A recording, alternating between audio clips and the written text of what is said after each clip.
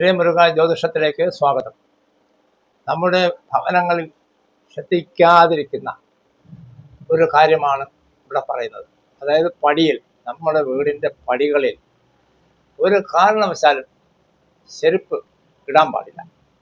പടി വൃത്തിയായിരിക്കണം.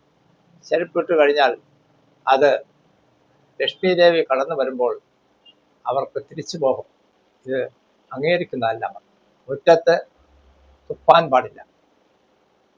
അതും ദേവിക്ക് ഇഷ്ടമല്ല. ചെരുപ്പ് അവിടെ ഇടുക എന്നത് ഒരു കാരണവശാലും അത് പ്രാക്ടീസ് ചെയ്യരുത്. അത് തീർച്ചയായും ലക്ഷ്മി ദേവി വരവിനെ തടയുന്നതാണ്.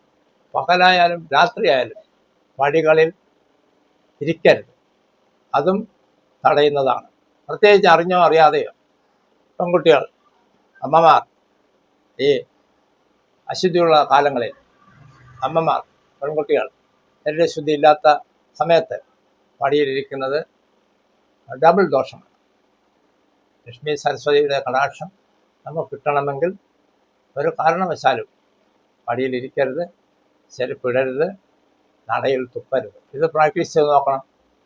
തീർച്ചയായും ഗുണമുണ്ടാവും, ഭാഗ്യമുണ്ടാവും, കടം തന്നെ ഒഴിഞ്ഞു പോകും. ഈ വീഡിയോ കാണുന്ന നിങ്ങൾക്ക് ഓരോരുത്തരോടും നന്ദിയുണ്ട്. സബ്സ്ക്രൈബ് ചെയ്ത് സപ്പോർട്ട് ചെയ്യണം.